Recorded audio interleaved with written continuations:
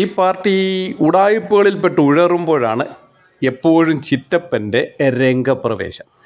പൊതുവെ കേരളത്തിലെ ജനങ്ങൾ ഇങ്ങനെ ഈ കഷ്ടപ്പെട്ട് ബുദ്ധിമുട്ടി മുന്നോട്ട് പോകുമ്പോഴേ ചിരിക്കുമെങ്കിലും ഈ ചിരിയിൽ നമ്മൾ വീഴരുത്. കാരണം ഇതൊരു തട്ടിപ്പാണ്. ഈ വഴി ജനശ്രദ്ധ തിരിച്ചുവിടാനുള്ള സൈക്കോളജിക്കൽ മൂവാണ് ഈ ചീറ്റപ്പന്മാരും മറ്റേ ശിവൻകുട്ടി അണ്ണനും ഒക്കെ നടത്തിക്കൊണ്ടിരിക്കുന്നത്. അതിൽ മുഖ്യ ശ്രദ്ധ മാറ്റാനുള്ള അടവ് തന്നെയാണ് ഈ മെഴ്സി ചിറ്റപ്പൻ ഇറങ്ങിയിരിക്കുന്നത്.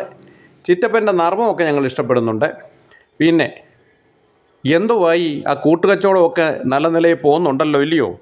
നാഗ്പൂരിലേക്ക് നമുക്കൊന്ന് പോകണ്ടേ ചിറ്റപ്പ? ആ ഉണ്ടയുടെ കാര്യം എന്തുവായി ചിറ്റപ്പ? അത് പോയോ അതോ ഉണ്ടോ? പിന്നെ മുഹമ്മദ് അലിക്ക് സുഖമാണല്ലോ ഇല്ലേ? ഓ സോറി. നമ്മുടെ ചിറ്റപ്പൻ്റെ വിരട്ടലിലാണ് നമ്മുടെ ഇൻഡിഗോ വരെ പേടിച്ച് വിറച്ചവസാനം പൂട്ടിപ്പോവുകയാണ് പതിവ്. ചിറ്റപ്പനെ നമ്മൾക്ക് അങ്ങനെ അങ്ങ് ലൈറ്റ് വെയ്റ്റായിട്ട് കാണാനും കഴിയില്ല, പറഞ്ഞത് ചിറ്റപ്പനായതുകൊണ്ട്.